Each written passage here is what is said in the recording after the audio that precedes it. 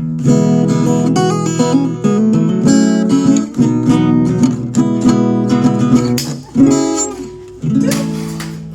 two. Usually we have these on, but it's real hard to understand us when we're talking, so we're going to take them off. And this food is just for your viewing pleasure, and we're not going to take it out of the kitchen. Everybody wear a mask. Hi everyone, I'm Maria. And I'm Justin. And we are from A More Healing Kitchen.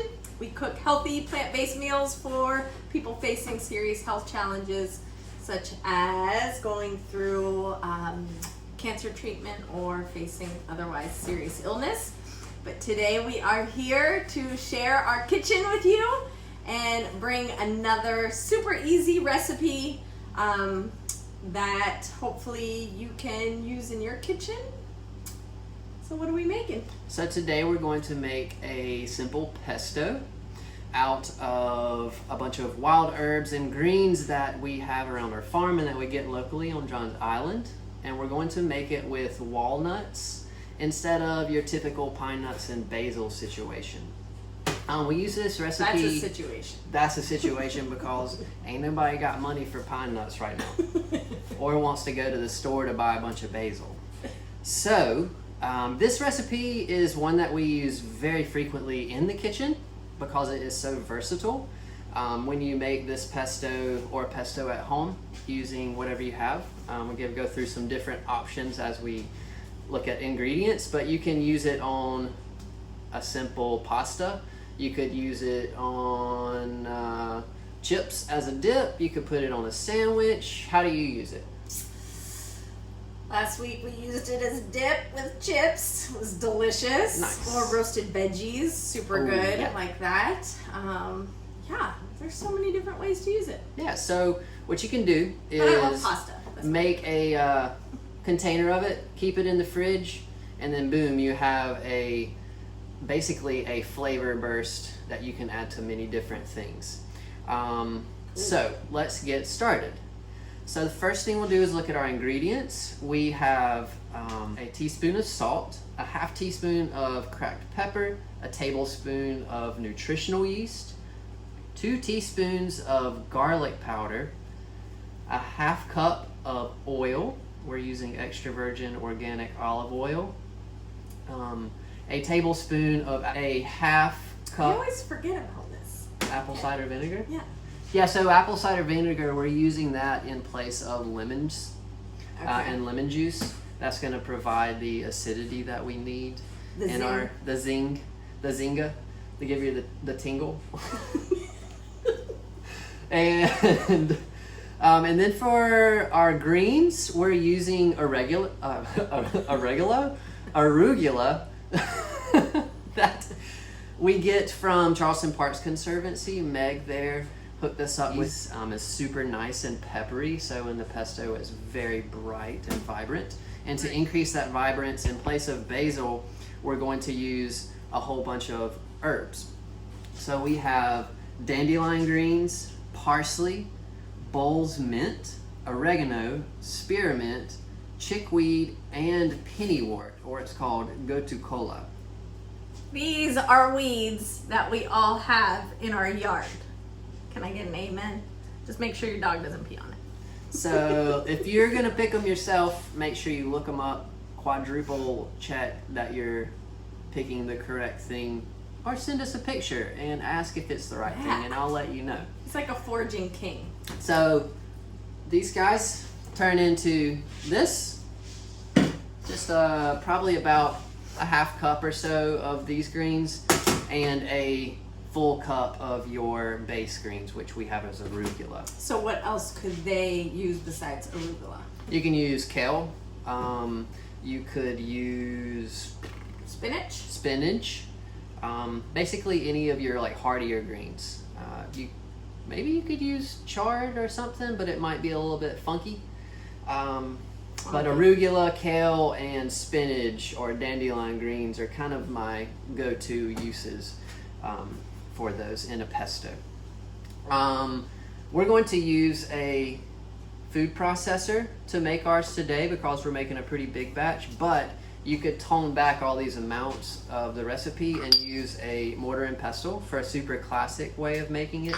Old school. And yeah, you just put it all in there, mash it all together for probably about 2 minutes or so it gets really nice and condensed into one substance.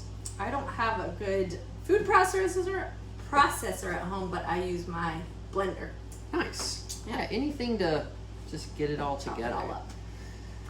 So, let's make it. Okay. So super easy. All you do is combine everything together, no order, blend it, take it out. No order. Ready? I'm ready. Go. Everybody ready? Okay. And you named nutritional yeast. That is maybe not in everybody's pantry. What could they use? Are there substitutes or? So we use nutritional yeast because we do fully plant-based cooking in our kitchen.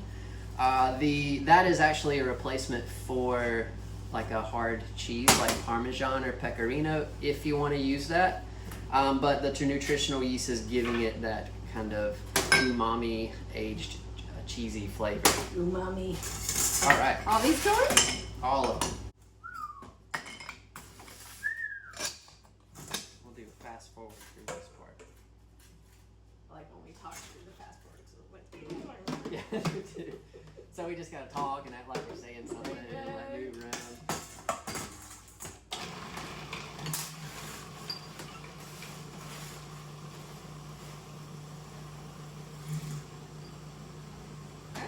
Okay, so Yum. pesto. Smells so good. It does smell really good. It smells so fresh. I never And put bright. mint in my pesto, but that's such a Dude. good idea. Pro hack. Put mint in your pesto. Gives it a little Brightness, Brightness. zing, tingle. another zing. Another zing and tingle. Always good in the food. Oh my gosh. So good. This made a lot. Okay. Maybe for one session of chips. Yeah.